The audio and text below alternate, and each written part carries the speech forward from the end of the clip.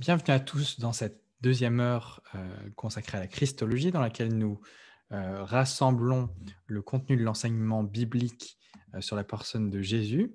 Dans l'heure précédente, nous avons parlé du portrait qui se dégageait de Jésus-Christ dans les épîtres.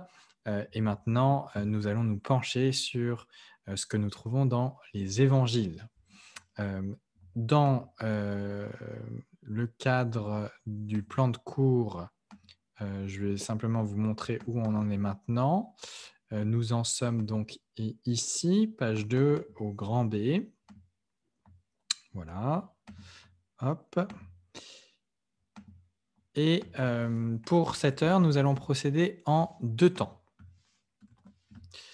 Dans un premier temps, nous chercherons à déterminer la compréhension que se faisaient les évangélistes de la personne du Christ en observant ce qu'ils disent dans leur narration. Et dans un second temps, nous examinerons les déclarations de Jésus-Christ lui-même, telles qu'elles nous ont été préservées et conservées par les évangiles pour déterminer la conception que Jésus se faisait de lui-même. Donc là, vous voyez, dans le cadre des évangiles, on va séparer les données en deux. D'un côté, les éléments de narration qui donnent le point de vue des auteurs des évangiles, et d'un autre côté, les déclarations expresses de Jésus-Christ qui ont été conservées par les évangélistes.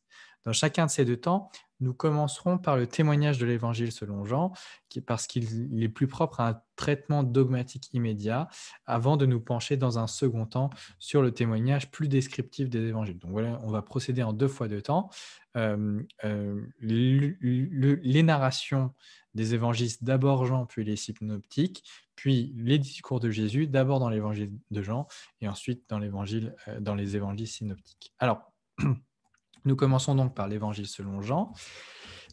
Et dans l'Évangile selon Jean, nous commençons par le fameux prologue de Jean qui s'ouvre avec un développement spécifique sur la personne qui s'est incarnée. Jean emploie pour parler de celui que nous connaissons sous le nom de Jésus un terme qui dans le Nouveau Testament lui est propre, c'est-à-dire que c'est que Jean qui appelle Jésus comme ça. Ce terme en grec, c'est le mot logos, qui généralement a été traduit par verbe ou par parole dans les traductions plus récentes en français. Même si le terme est rempli de connotations en grec que l'apôtre Jean ne pouvait pas du tout ignorer, il est probable que l'arrière-plan principal de son utilisation soit hébraïque. Il était, semble-t-il, devenu courant à l'époque du Second Temple, donc l'époque en particulier l'époque de Jésus, de parler de l'action divine dans la sphère des hommes en la désignant comme la parole de Dieu. C'était une première manière de parler de l'action concrète de Dieu dans le monde des hommes. Deuxièmement, de la demeure de Dieu. Et troisièmement, de la gloire de Dieu. Et ce qui est intéressant, c'est que dans le prologue de Jean, on trouve ces trois thèmes qui sont mis ensemble. La parole de Dieu, c'est le nom donné à Jésus, le fait que Jésus a planté sa demeure parmi nous, a tabernaclé parmi nous, et puis nous avons vu sa gloire, une gloire de Fils unique issu du Père. L'expression parole de Dieu ne désigne dans cette perspective rien moins que Dieu lui-même, agissant d'une manière créative, efficace, qui révèle et communique quelque chose de lui. En trois phrases extraordinairement saisissantes, Jean affirme d'entrée l'existence éternelle de ce logos divin, de cette parole divine.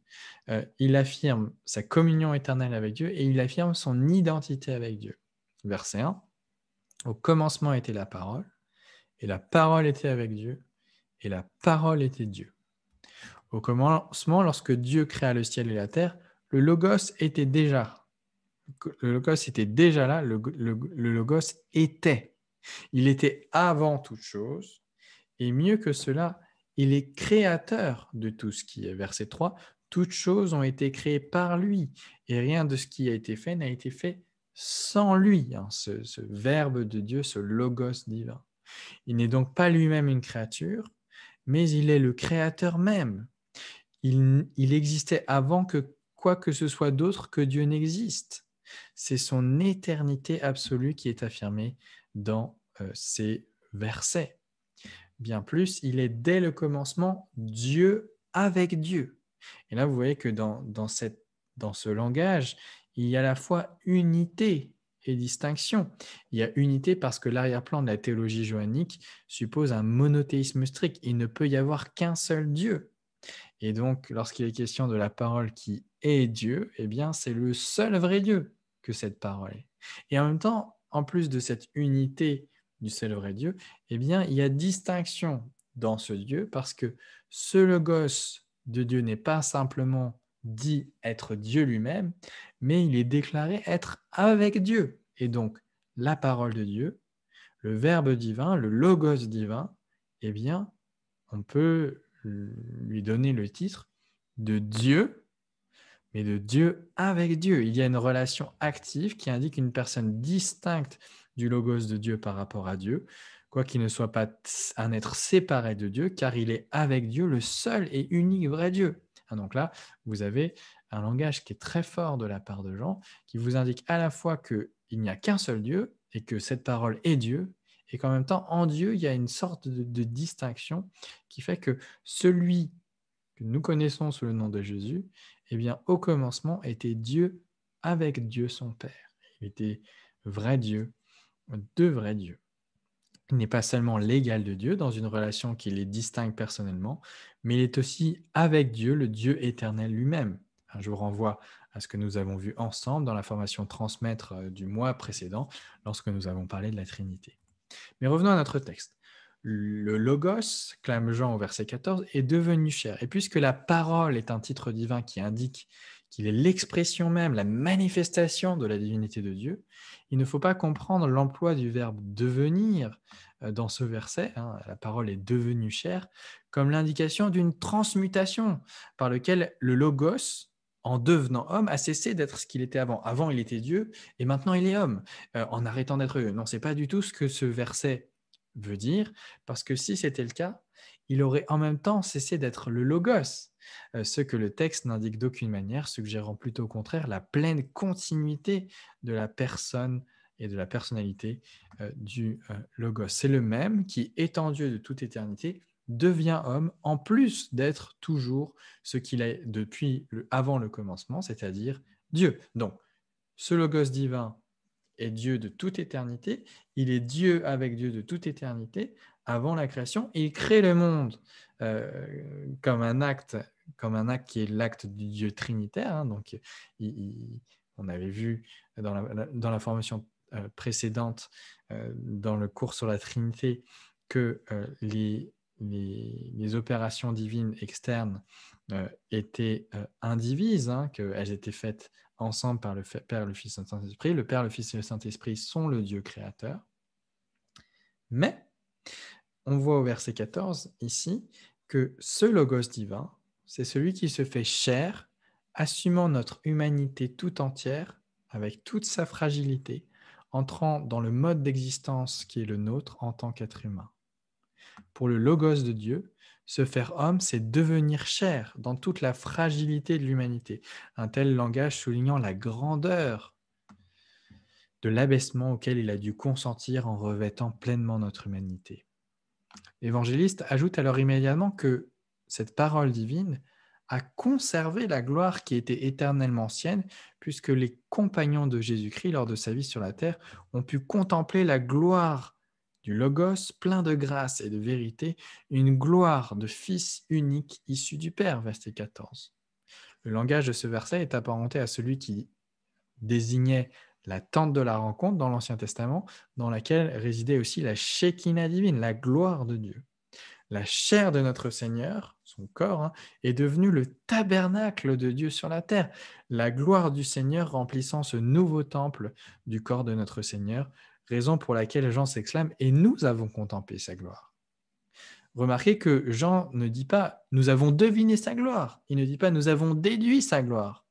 Il dit « Nous l'avons contemplé, nous l'avons regardé de nos yeux ».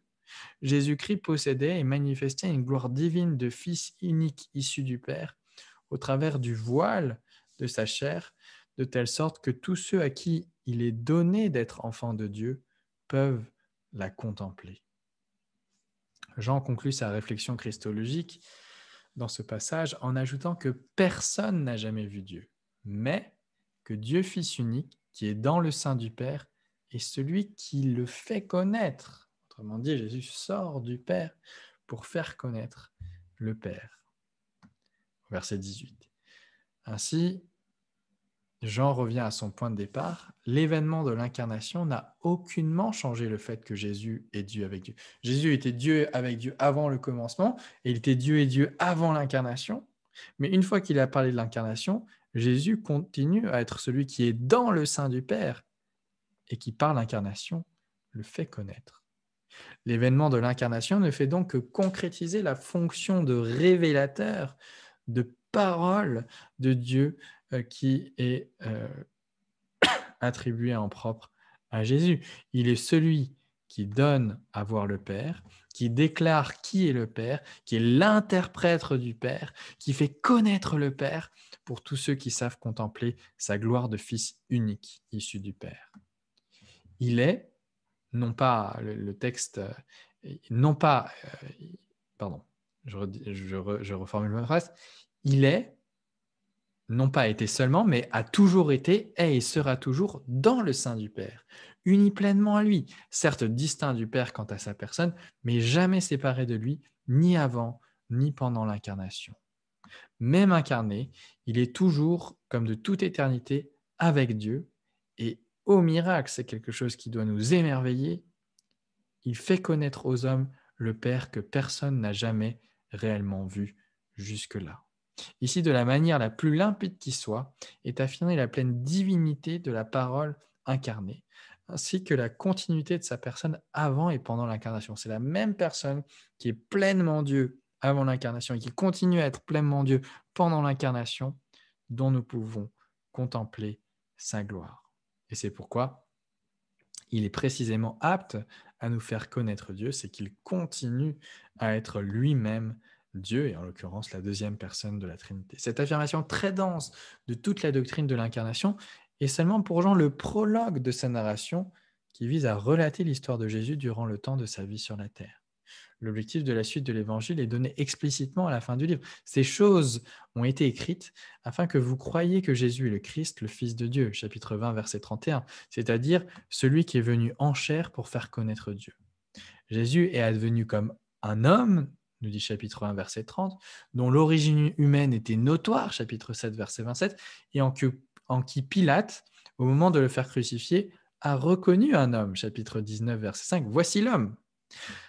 Mais il nous est aussi présenté comme le Christ, le Messie envoyé par Dieu, celui qui devait accomplir les promesses divines de salut, mais aussi comme le Fils de Dieu, son Fils unique qui est le seul interprète de Dieu parce qu'il est lui le chemin, la vérité et la vie, chapitre 14, verset 6. Et dans tout l'Évangile, Jésus est constamment décrit comme homme véritable, se révélant pourtant pleinement également Dieu véritable, jusqu'à ce qu'enfin Thomas s'exclame à son sujet comme il se doit, « Mon Seigneur et mon Dieu », chapitre 20, verset 28. Dans le courant de la narration de l'évangile de Jean, il est fait allusion à l'abaissement qu'a constitué pour le Fils l'incarnation. Le chapitre 3, verset 13, nous lisons cette phrase qu'il est le Fils qui est descendu du ciel. Il est le Fils qui est descendu du ciel. Donc pour Jésus, l'incarnation, c'est un abaissement. Il descend du ciel pour accomplir une mission qui impliquait une grande souffrance et une mort abjecte. Sa gloire transparaissait certes au travers du voile de sa chair, de telle sorte qu'elle pouvait être contemplée par ceux qui savaient la voir, chapitre 1, verset 14, chapitre 17, verset 22. Pourtant, il avait laissé quelque chose de la gloire qu'il avait auparavant auprès du Père en se faisant homme, chapitre 17, verset 5, une gloire qui redeviendrait pleinement sienne, sitôt qu'il aurait achevé l'œuvre pour laquelle il était descendu du ciel. La manifestation de la gloire du Christ n'est pas aussi forte au jour de sa chair, selon l'expression de l'Épître aux Hébreux, que lorsque il était au ciel avant son incarnation et depuis qu'il est retourné au ciel comme homme glorifié. Et Jean, lorsqu'il décrit la vie du Christ, lui attribue sans embarras aucun, toutes les puissances et modes d'action propres à la divinité d'un côté, et en même temps ceux propres à une nature humaine, excepté bien sûr le péché, comme on voit en Jean 8, verset 46, où il déclare lui-même que personne ne peut le convaincre de péché. Le portrait que Jean dépeint de notre Seigneur Jésus-Christ n'est ainsi nul autre que celui qu'on pouvait s'attendre à voir à la lumière de son prologue. C'est celui de la parole de Dieu faite homme, dont nous pouvons contempler la gloire de Fils unique, issu du Père, et qui nous fait connaître Dieu. C'est ce Jésus-là que Jean nous montre dans son évangile. Alors, maintenant qu'on a vu le Jésus que Jean nous présente, je vous propose de regarder le Jésus que les autres évangiles, les évangiles qu'on appelle synoptiques, parce qu'on peut les mettre en colonne, Matthieu, Marc et Luc, parce qu'ils ont beaucoup de passages en commun, eh bien, les évangiles synoptiques, Matthieu, Marc et Luc, eh bien, regardons comment est-ce qu'ils nous présentent Jésus. Alors, commençons par signaler que l'évangile selon Luc, qui est d'ailleurs écrit par un compagnon de Paul, nous dépeint un Jésus qui est tout à fait le même que celui qui est présupposé constamment par l'apôtre Paul lorsqu'il fait allusion à la personne du Christ. On peut remarquer de même qu'il en est de même pour Marc, qui fut à la fois compagnon de Paul, mais aussi de Pierre. Eh bien, on peut remarquer que le Jésus de Marc est fondamentalement le même Jésus que le Jésus de Paul ou le Jésus de Pierre. Tout autant que Jean et Luc, ils nous présentent la vie d'un homme qui est plus qu'un homme, qui est vraiment homme, mais qui est plus qu'un Christ humain seulement, parce qu'il est aussi le Fils de Dieu même. Quant à Matthieu, il ne diffère de Marc et de Luc que par une plus grande richesse de son témoignage concernant la divinité de Jésus-Christ. Il y a les mêmes accents sur l'humanité, il y a la même présentation de la divinité de Jésus, seulement il va peut-être même un pas plus loin dans la mise en évidence de la divinité de Jésus que Marc et Luc. Et ce qui est caractéristique de ces trois évangiles, c'est vraiment quelque chose qui est frappant lorsqu'on se fait une lecture, on va dire, rapide des évangiles, et c'est quelque chose que je vous invite à faire peut-être cette semaine ou la semaine prochaine, c'est de vous prendre un évangile et le lire d'une traite, de prendre 1 heure et de lire l'évangile de Marc, par exemple. Ce qui est caractéristique de ces trois évangiles, c'est la facilité avec laquelle s'entrelacent inextricablement, c'est-à-dire sans qu'on arrive forcément toujours à mettre le doigt sur les moments où les transitions se font. Il y a un entrelacement dans le récit des traits du Christ qui traduisent ici son humanité et là sa divinité. Et ça n'arrête pas. C'est la divinité et l'humanité du Christ se voient constamment dans ces évangiles. Alors, c'est vrai que si on voulait être de mauvaise foi ou si on avait une attention qui était de manière injuste, focalisée seulement sur les traits humains ou seulement sur les traits divins, on pourrait passer à côté du fait que les deux natures sont constamment, les deux natures humaines et divines du Christ sont constamment présentées ensemble dans l'Évangile. Mais si l'on prend le témoignage de chaque auteur, synoptique Matthieu, Marc ou Luc, dans son ensemble, il est impossible de conclure à autre chose qu'un plein accord avec les autres auteurs du Nouveau Testament, donc Paul, l'Épître aux Hébreux, les autres épîtres, Pierre et les épîtres de Jean, l'Évangile selon Jean. Le témoignage est toujours le même. Divinité véritable, humanité véritable, et ces deux natures étant possédées par une seule et unique personne, qui est vrai Dieu et vrai homme à la fois.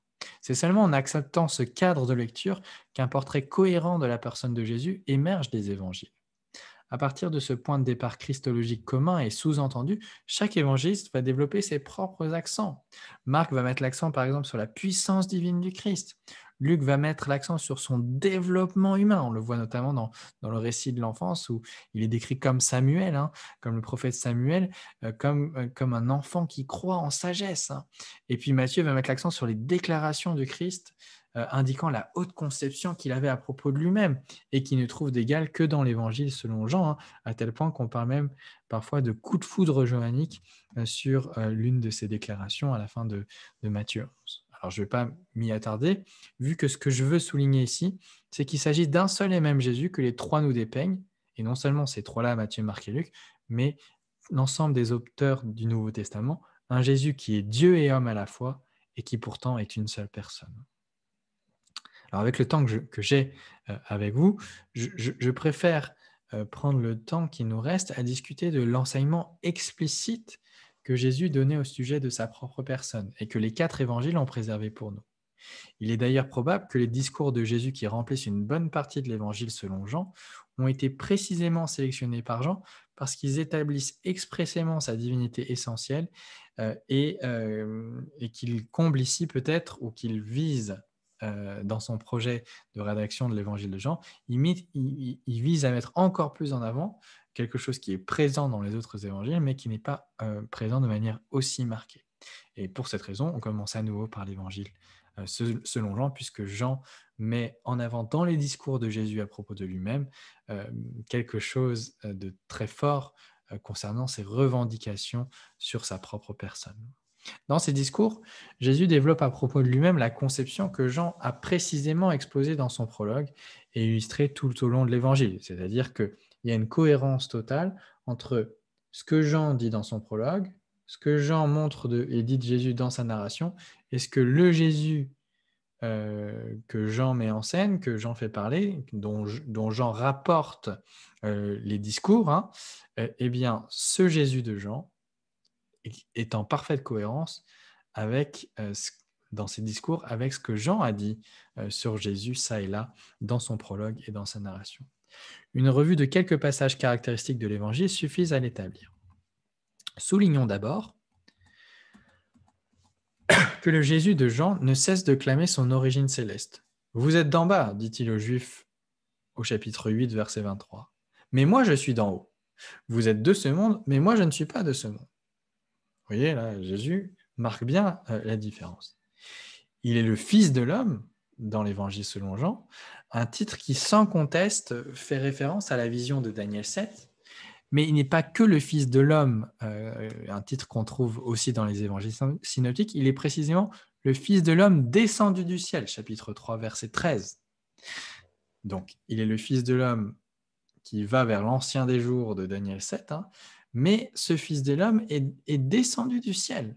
Cette origine céleste implique déjà sa préexistence. S'il descend du ciel, c'est qu'il était au ciel avant de venir sur terre, donc il existait avant de venir sur terre. Mais cette origine céleste, il ne nous la laisse pas seulement déduire. Ce n'est pas seulement parce qu'il dit qu'il descend du ciel qu'on sait qu'il existe avant. Regardez ce qu'il dit au chapitre 6, verset 62.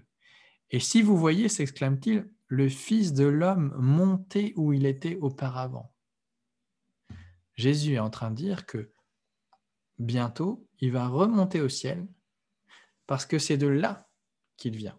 Jésus vient du ciel, il descend sur la terre et il va y retourner.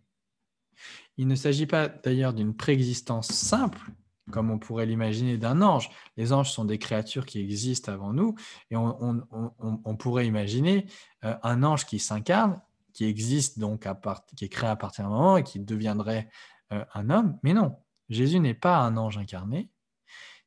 Il a une préexistence qui est éternelle.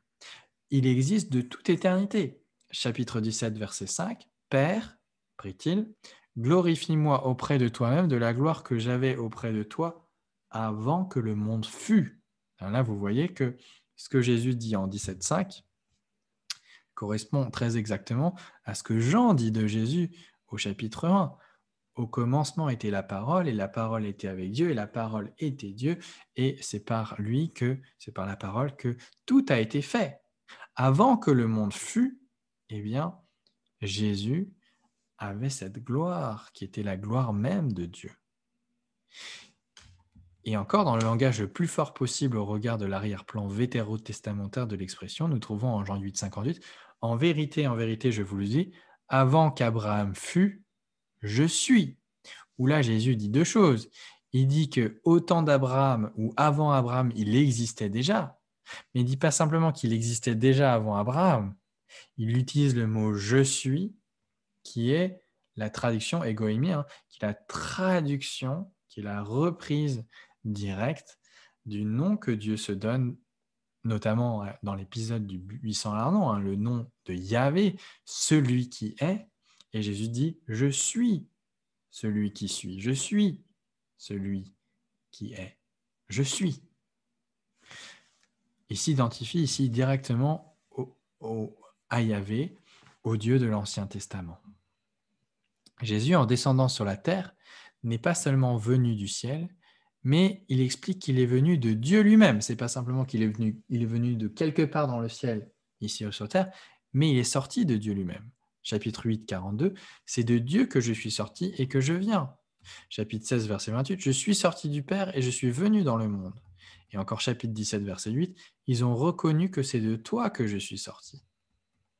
Jésus vient de Dieu, et il faut noter qu'il ne vient pas seulement de Dieu comme son associé ou comme son ambassadeur. Il est bien plus uni à Dieu que cela. Chapitre 10, verset 30, moi et le Père, nous sommes un. Moi et le Père, nous sommes un seul vrai Dieu, hein, dont l'affirmation suivante n'est que le corollaire, chapitre 14, verset 9, celui qui m'a vu a vu le Père. La personne qui dit toutes ces choses à propos de lui-même était l'homme Jésus, qui se tenait devant les Juifs, qui voulaient le tuer, parce qu'ils ont compris qu'en disant « moi et le Père, nous sommes un », ou « celui qui m'a vu a vu le Père », ils comprenaient que Jésus se faisait ainsi l'égal de Dieu. Chapitre 10, verset 33. Et ils ont voulu le lapider à ce moment-là. L'unité de sa personne est donc ainsi clairement en vue. Jésus ne sépare pas sa divinité de son humanité lorsqu'il part ainsi, mais c'est de sa personne dans son unité dont il est question lorsqu'il s'exprime ainsi. L'homme qui se tient devant les Juifs est en même temps un avec Dieu le Père. La continuité de la personne avant et pendant l'incarnation est à chaque fois préservée. Celui qui était un avec Dieu de toute éternité demeure un avec Dieu, même en ayant ajouté une nature humaine à sa personne. Cette continuité dans la personne implique que sa manifestation sur terre relève d'un mouvement descendant d'abaissement. Un avec le Père, il est descendu sur la terre. Il est sorti du Père, de Dieu, en quittant la plénitude de sa gloire qu'il recouvrerait un jour lorsqu'il remonterait, de sorte que son séjour sur la terre a obscurci pendant quelques années la gloire qui était la sienne. En s'abaissant, en descendant sur terre, il a d'une certaine manière abandonné son égalité avec le Père. Certes, c'est pour justifier une déclaration de son égalité avec le Père en ce qui concerne la puissance, chapitre 10, 25, que Jésus est amené à dire qu'il est un avec le Père, chapitre 10, verset 30, mais il peut par ailleurs déclarer que le Père est plus grand que lui, chapitre 14, verset 28.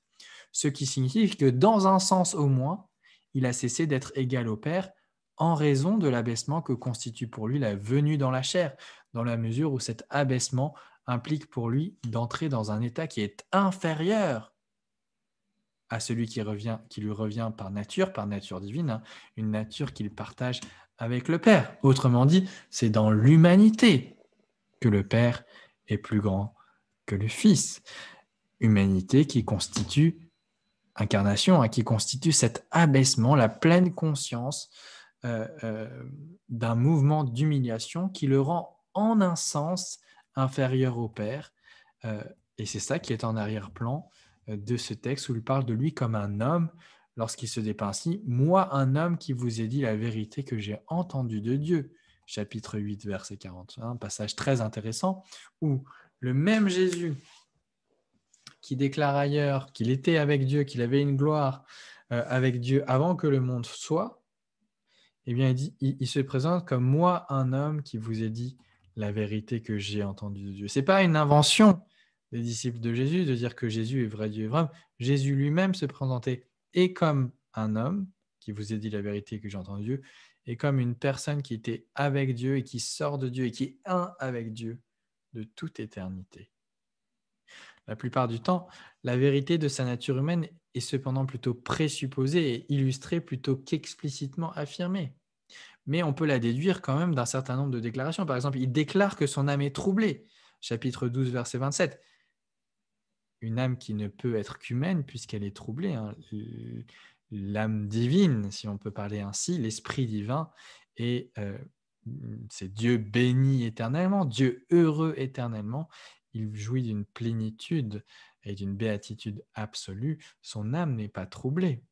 C'est dans son humanité que son âme est troublé. Il évoque sa chair et son sang, chapitre 6, versets 53 à 56, ses mains et ses côtés, chapitre 20, verset 27. Jésus déclare avoir soif, chapitre 19, verset 28.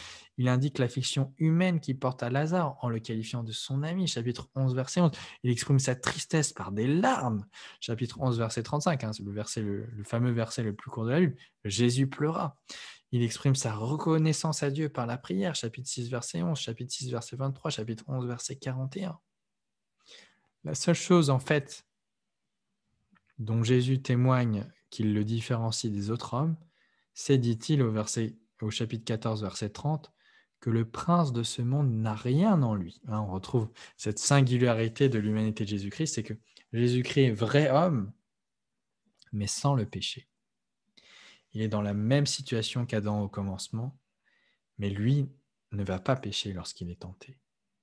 Le Jésus qui s'exprime dans l'Évangile selon Jean se savait manifestement homme tout autant qu'il se savait Dieu, et avait conscience que sa personne était le sujet commun des qualités qui appartiennent à chacune des deux natures.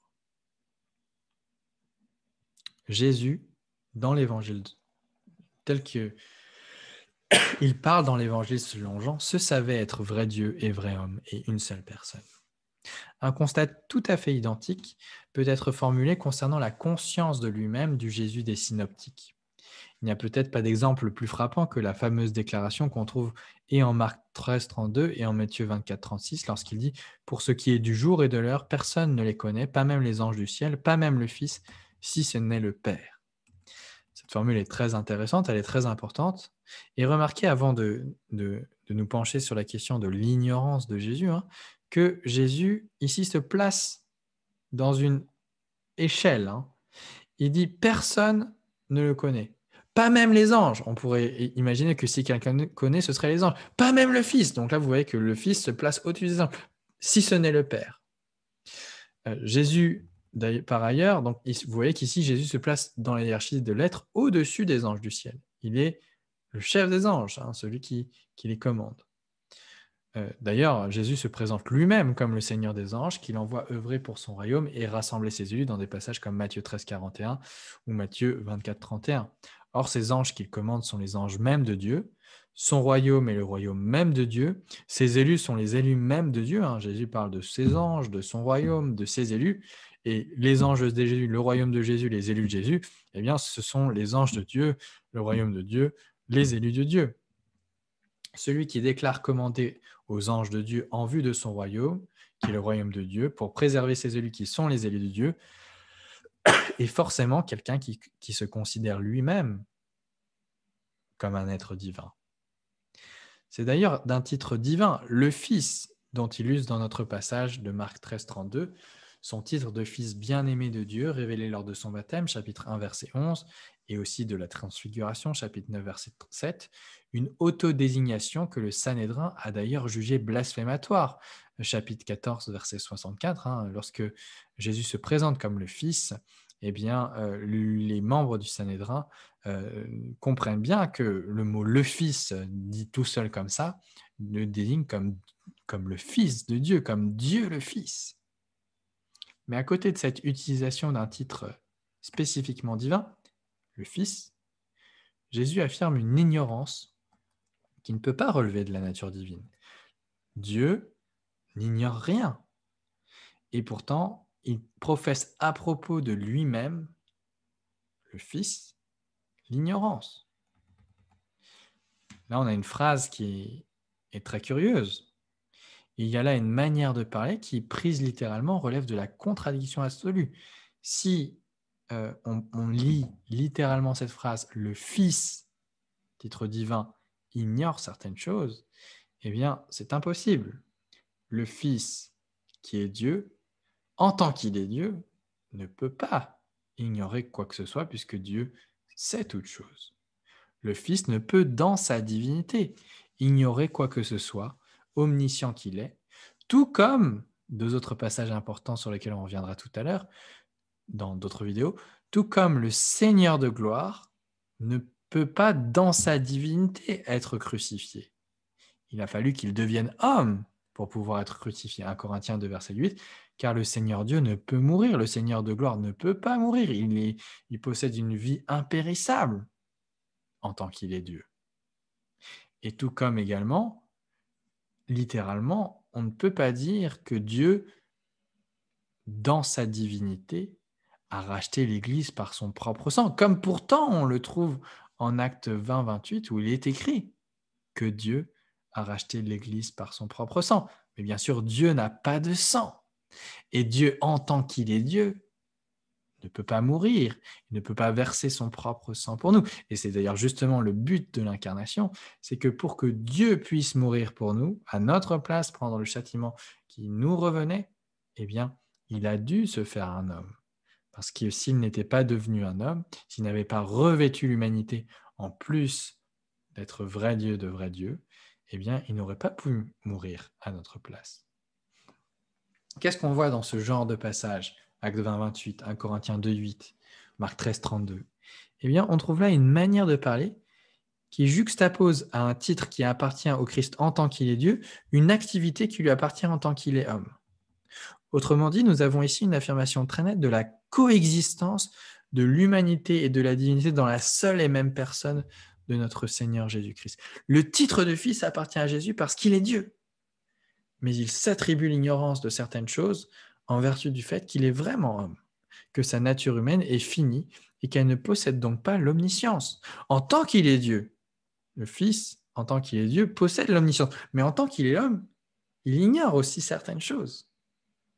Cette déclaration, cette manière de parler témoigne ainsi non seulement des deux natures divines et humaines du Christ, mais aussi de son unipersonnalité, c'est-à-dire que les deux natures distinctes, divines et humaines, sont unies dans sa personne, dans la même personne. C'est parce que Christ est une seule et même personne, possédant pourtant deux natures distinctes, qui peut dans un même souffle parler de lui-même comme le Fils, Dieu le Fils, et évoquer au même moment une caractéristique qui relève uniquement de son humanité. Parce que celui qui est dans sa divinité est le Fils, et dans son humanité, celui qui ignore certaines choses.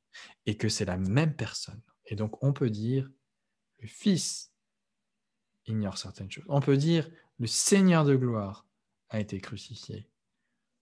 On peut dire, Dieu a versé son sang et acquis par son sang une église. Parce que c'est le même qui est Dieu, par sa divinité, qui, par son humanité, a versé son sang.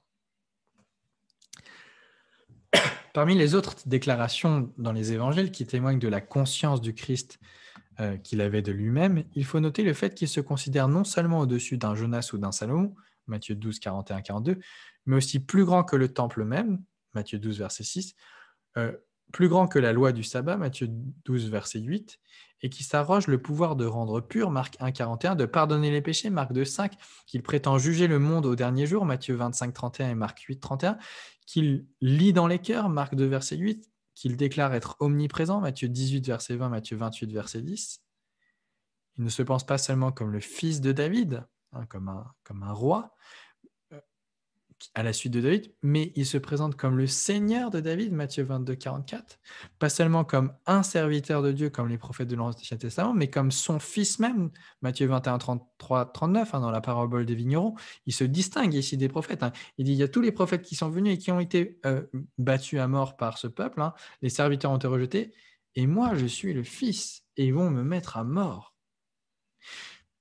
Il y a aussi la manière dont il parle de lui-même en utilisant son expression favorite, le Fils de l'homme, une expression, comme on l'a déjà dit tout à l'heure, issue de Daniel 7, 13, 14, qui présente un être céleste et un être céleste qui vient d'ailleurs vers Dieu comme vainqueur, hein, qui va vers l'ancien des jours pour recevoir la domination. Hein. Il est ce Fils de l'homme. Il y a également l'expression le Fils de Dieu qu'il accepte non seulement dans la bouche de ses accusateurs, Matthieu 26, 63, 64, Marc 14, 61, 62, Luc 22, 70, où il ne refuse pas d'être appelé ainsi, mais qui est également sous-entendu dans sa manière constante de s'adresser à Dieu comme son Père. Et s'il dit constamment à Dieu Père,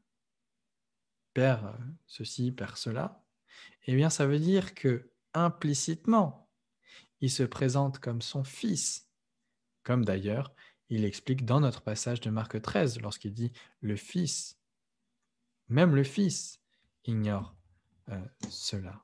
Les anges, personne ne le sait, ni les anges, ni le Fils, mais seulement le Père. Cette conscience d'une relation filiale toute spéciale qu'il avait avec Dieu n'est pas le fruit d'un processus de maturation spirituelle. C'est une idée que vous entendrez peut-être ailleurs, hein, de dire « Ah, Jésus a compris qu'il était le Fils de Dieu au fur et à mesure ». Si on en croit très simplement ce que dit le texte biblique, et si on ouvre la seule fenêtre que nous avons sur l'enfance de Jésus, qui est rapportée par Luc, eh bien on voit que déjà dans le temple à 12 ans, Jésus savait que le Dieu de l'Alliance, le Dieu d'Abraham, d'Isaac et de Jacob, était spécialement son Père, Luc 2, verset 49. Cette conscience d'une relation unique à Dieu trouve son expression la plus frappante en Matthieu 11, 27 et dans son parallèle dans l'Évangile selon Luc, où notre Seigneur ne se présente pas seulement en tant que Fils, comme la seule source de connaissance du Père, mais il se place lui-même dans une position non simplement d'égalité avec le Père, mais aussi de réciprocité absolue et d'interpénétration en ce qui concerne la connaissance. Regardez ce qu'il dit. Personne ne connaît le Fils si ce n'est le Père. Et personne ne connaît le Père si ce n'est le Fils. Ça va dans les deux sens. Hein. Luc a même la variante suivante. Personne ne sait qui est le Fils si ce n'est le Père, ni qui est le Père si ce n'est le Fils. Je répète parce que c'est très important. Personne ne sait qui est le Fils si ce n'est le Père, ni qui est le Père si ce n'est le Fils. Qu'est-ce qu'on a ici? On a une manière de dire que l'être du Fils, hein, ce qu'est le Fils, la personne du Fils, est tellement immense qu'il n'y a qu'une seule personne qui peut savoir qui il est. C'est Dieu, le Père. Et la connaissance du Fils, inversement, est tellement illimitée que lui peut connaître Dieu à la perfection. Personne ne connaît le Fils si ce n'est le Père. Personne ne connaît le Père si ce n'est le Père. Personne ne sait qui est le Fils si ce n'est le Père, ni qui est le Père si ce n'est le Fils. L'autre expression particulièrement frappante de cette conscience que le Christ avait de lui-même se trouve en Matthieu 28, verset 19, lorsqu'il ordonne de baptiser ceux qui se convertiront dans le nom du Père et du Fils et du Saint-Esprit. La formulation précise doit être précautionneusement observée. Remarquez qu'il n'est pas question des noms au pluriel du Père, du Fils et du Saint-Esprit. Jésus ne dit pas « baptisez-les dans les noms du Père et du Fils et du Saint-Esprit ». Il n'est pas question de baptiser dans le nom du Père et dans le nom du Fils et dans le nom du Saint-Esprit, comme s'il y avait 3 noms. Et s'il y avait 3 noms, eh bien ça signifierait sans doute qu'il y a 3 dieux. Il ne s'agit pas non plus de baptiser dans le nom du Père, du Fils et du Saint-Esprit, comme si les 3 étaient plusieurs modes d'existence d'une seule et même personne. Mais il est question de l'unique nom commun aux 3, le nom du Père et du Fils et du Saint-Esprit. Le nom du Père et du Fils et du Saint-Esprit, une expression qui distingue précautionneusement les personnes, chacune des personnes, le Père, le Fils et l'Esprit, tout en les unissant dans un seul nom. C'est un seul nom qui appartient ensemble et au Père, et au Fils, et au Saint-Esprit. Pour les Juifs de l'Ancien Testament, le nom de Dieu était Yahvé. Ils ont fini par arrêter de l'appeler Yahvé, ils disaient Adonai, hein, Seigneur. Et invoquer sur eux le nom de Dieu, c'était dire qu'il lui appartenait. Ce que Jésus demande ici en invoquant le nom du Père et du Fils et du Saint-Esprit sur les baptisés, c'est cela, c'est ce qui se passe lorsqu'on prononce la formule du baptême sur les baptisés. On leur dit, en disant « je te baptise au nom du Père, du Fils et du Saint-Esprit », on ne baptise pas avec une formule magique. Au nom du Père et du Fils et du Saint-Esprit, ce n'est pas l'équivalent chrétien de abracadabra. Ce qu'on fait lorsqu'on dit, en disant « je te baptise au nom du Père, du Fils et du Saint-Esprit », eh bien, invoquer, nommer le nom de Dieu sur ces baptisés, c'est dire qu'il leur appartient. Lorsque quelqu'un est baptisé au nom du Père, du Fils et du Saint-Esprit, ça signifie que désormais, il appartient à ce Dieu qui est Père, Fils et Saint-Esprit. Alors, qu'est-ce que ça veut dire? Eh bien, de cette manière, Jésus se déclare indubitablement être lui-même Dieu, l'une des trois personnes de la Trinité divine. C'est ainsi que Jésus se comprenait lui-même, d'après le témoignage des synoptiques. Ce n'est toutefois pas tout ce qu'il y a à en dire, puisque tout en se déclarant Dieu, Jésus ne niait pas qu'il était homme. Il s'applique au contraire le verset qui dit que l'homme ne vivra pas de pain seulement, Matthieu 4,4, et la même chose dans le 4e chapitre de l'Évangile selon Luc. Il indique sans contester la véracité de ces paroles qu'on dit de lui qu'il mange et boit, Matthieu 11, verset 19, Luc 7, verset 34. Il parle de son corps comme d'un corps véritable, Matthieu 26, 12, Marc 14, 8. Il mentionne ses pieds et ses mains, Luc 24, 39, sa tête et ses pieds, Luc 7, 44, 46, sa chair et ses os, Luc 24, 39, son sang, Matthieu 26, 28, Marc 14, 24, Luc 22, 20. Il possède aussi une âme humaine qui peut être affligée jusqu'à la mort, Matthieu 26, 38 ou Marc 14, 34. Il évoque la crainte qui est la sienne à l'approche de sa mort, Luc 12, 50. Il crie à la croix son poignant sentiment d'abandon, Matthieu 27, 46 ou Marc 15, 34. Il mentionne aussi la compassion qu'il éprouve envers une foule de personnes affamées, Matthieu 15, 32, et témoigne d'un fort désir qui le saisit, Luc 22, verset 5. Rien de ce qui est humain dans tous ces versets ne lui semble étranger. Rien excepté le péché.